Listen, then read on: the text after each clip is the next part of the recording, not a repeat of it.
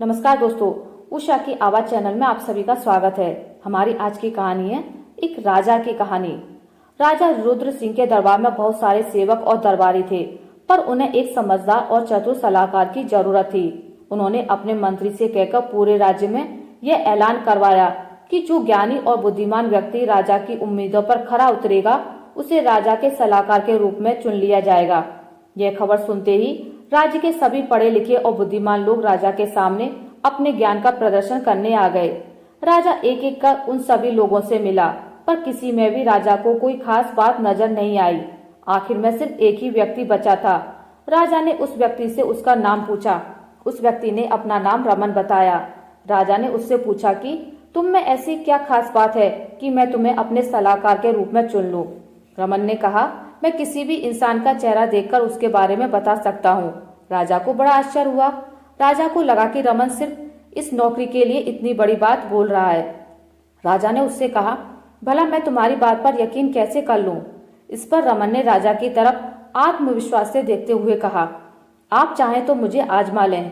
तब राजा ने रमन से कहा, ठीक है, मैं तुम्हें 1 हफ्ते की मोहलत देता हूँ। अगर इस 1 हफ्ते में तुम मेरा दिल नहीं जीत पाए तो मैं तुरंत तुम्हें अपने महल से निकाल दूंगा। रमन तैयार हो गया। तभी राजा के पास उसके कुछ सैनिक एक आदमी को पकड़कर लाए। सैनिकों ने उस आदमी को दुश्मन राजा का खबरी बताया। राजा ने अपने सैनिकों को तुरंत उस आदमी को मृत्यु दंड देने को कहा, पर रमन ने राजा को बीच में टोकते हुए कहा, ये दुश्मन राजा का खबरी हो ही नहीं सकता। राजा ने आश्चर्य से रमन को देखते हुए कहा कि यह तुम्हें कैसे पता? इस पर रमन ने कहा, आप इस आदमी को ध्यान से देखिए। यह जब से आपके सामने आया है, इसके चेहरे से डर झलक रहा है और इसके हाथ पांव कांप रहे हैं। अगर यह दुश्मन राजा की तरफ से भेजा गया होता तो यह एकदम निडर और बेखौफ होता, पर यह तो मृत्यु दंड का सुनने के पहले ही घबराहट के मारे पसीने पसीने हो गया।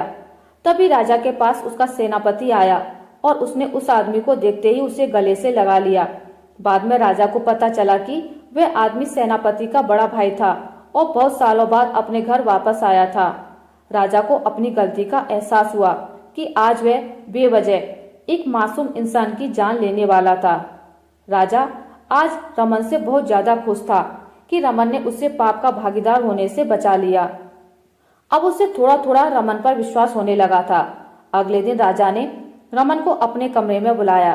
राजा ने रमन से कहा, मैं अपने मंत्री पर आंख बंद कर विश्वास करता हूँ। इस पूरे महल में एक वही है जिसे मेरे सारे राज पता हैं। तुम्हें क्या लगता है, क्या वह मेरे इस विश्वास के काबिल है? इस पर रमन ने कहा, बिल्कुल भी नहीं। वह आपके क्या किसी के विश्वास के काबिल नहीं है। इस पर राजा ने रमन को हैरत से देखते हुए कहा कि तुम्हें कैसे पता कि मंत्री अच्छा इंसान है या बुरा? तुम तो कल ही मेरे महल में आए हो। तुम अभी मंत्री के बारे में जानते ही कितना हो? इस पर रमन ने कहा, किसी को जानने के लिए पूरी जिंदगी साथ बिताना जरूरी नहीं, कई बार एक पल की मुलाकात भी काफी होती है। राजा ने पूछा, तुम्हें ऐसा क्यों लगता है कि वह एक बुरा इंसान है? राजा की बात सुनकर रमन ने कहा, मुझे एक चीज जो मंत्री की सबसे ज्यादा अजीब लगती है वह है उसकी नजरें नीची करके बात करना। वह सिर्फ आपसे ही नहीं, महल में मौजूद सभी लोगों से नजर नीची करके बात करता है। उसे देखकर ऐसा लगता है जैसे उसके मन में कोई चोर हो। और दूसरी बात यह है कि वह बेवजह सैनिकों और दूसरे दरबारियों पर अपना रौब दिखाता रहता है। वह दूसरों को यह एहसास कराता है कि वह आपका कितना खास है। रमन ने आगे कहा, अगर आपको अभी भी लगता है कि मैं गलत बोल रहा हूँ तो चुपके से अपने कुछ सैनिक मंत्री के घर पर भेजिए, तुरंत ही सारा सच सामने आ जाएगा। राजा रमन की बात मानना तो नहीं चाहता था, पर उसे लगा कि ऐसा करने में कोई बुराई भी नहीं है, क्योंकि अगर रमन सही निकला तो मंत्री की सच्चाई सामने आ जाएगी और अगर रमन गलत निकला तो वह रमन को नौकरी से निकाल देगा। राजा ने अपने 2 सैनिकों को मंत्री के घर भेजा। सैनिकों ने जब मंत्री के घर की तलाशी ली तो उसके घर से ढेर सारे जेवर और सोने चांदी के सिक्के बरामद किए। जब राजा को सारा सच पता चला तो उसके होश उड़ गए। राजा को एहसास हुआ कि रमन की राय मंत्री के बारे में एकदम सही थी। मंत्री राज्य के काम संभालने के बहाने राजकोष से जेवर और सोने चांदी के सिक्के चुराकर अपने घर में जमा कर रहा था। राजा ने तुरंत सैनिकों से कहकर मंत्री को जेल में डलवा दिया और रमन को इनाम के तौर पर बहुत सारे उपहार दिए। कुछ दिनों बाद राजा अपने छोटे राजकुमार के साथ बगीचे में खेल रहे थे। तभी रमन वहां आ गया। रमन को राजा से कुछ काम था, पर रमन के कुछ कहने से पहले ही राजा ने रमन से पूछा कि तुम्हें राजकुमार को देखकर क्या लगता है? क्या इसमें मेरी तरह ही एक योग्य राजा बनने के गुण हैं?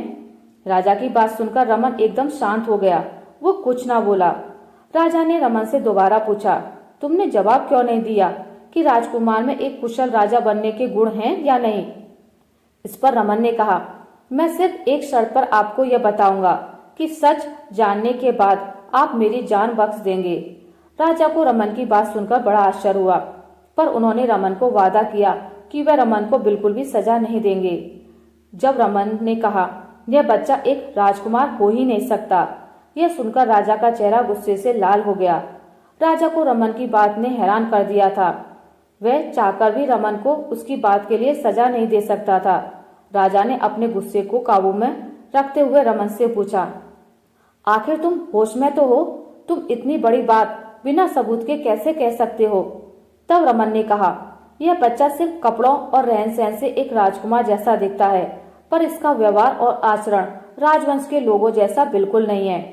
रमन ने आगे कहा, राजवंश के लोग छोटी उम्र से ही तलवारबाजी, तीरंदाजी और घुड़सवारी सीखने का शौक रखते हैं, पर यह बालक तो हर वक्त राज्य के दूसरे बच्चों के साथ मिलकर भेड़ बकरियों का खेल खेलता रहता है। इसे सुख सुविधाओं की सारी चीजें मिली हुई हैं, पर यह धूप में धूल मिट्टी में दिन भर खेलता रहता है। रमन ने राजा से कहा, अगर अभी आपको मेरी बातों पर यकीन नहीं है तो आप खुद जाकर रानी से पूछ लें। रमन की बात सुनकर राजा दौड़ता हुआ रानी के महल में गया। उसने गुस्से में रानी से पूछा कि क्या यह राजकुमार हमारा नहीं है? रानी राजा की बात सुनकर दंग रह गई। रानी को समझ नहीं आया कि राजा को यह सच अचानक कैसे पता चला, पर राजा को गुस्से में देख रानी ने सब सच बता दिया। रानी ने कहा, 2 बेटियों के जन्म के बाद भी मैंने आपके चेहरे पर कभी खुशी नहीं देखी, क्योंकि आपको हमेशा से बेटे की चाहत थी। जब तीसरी बार भी मुझे बेटी हुई तो मैं डर गई थी। अगर यह बात आपको पता चली तो आप बेटे की चाहत में दूसरा विवाह ना कर लें। इसलिए मैंने महल में काम करने वाली दासी से अपना बच्चा बदल दिया। दासी को एक प्यारा सा बेटा हुआ था। मैंने उससे उसका बेटा लेकर उसे अपनी बेटी दे दी, ताकि आपकी बेटे की ख्वाहिश भी पूरी हो जाए और मेरा घर भी बसा रहे। राजा रानी की बात सुनकर हैरान रह गया। जब राजा ने उस दासी के बारे में पता किया तो पता चला कि उसका पति चरवाहा था और वह भेड़ बकरियां चराता था। अब राजा को समझ आया कि क्यों राजकुमार भेड़ बकरियों के साथ खेलना ज्यादा पसंद करता था। इस एक सच्चाई ने रमन को राजा का विश्वास पात्र बना दिया।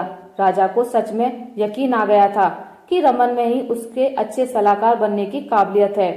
राजा ने रमन को अपने सलाहकार के रूप में नियुक्त कर लिया। आशा करती हूँ आपको मेरी आज की कहानी अच्छी लगी होगी। अगर आपको मेरी कहानी अच्छी लगी है तो इसे लाइक करें, ज्यादा से ज्यादा शेयर करें, और अगर आप मेरे चैनल पर नए हैं तो इसे सब्सक्राइब करना ना भूलें। मिलते हैं एक नई कहानी के साथ, तब तक के लिए नमस्कार।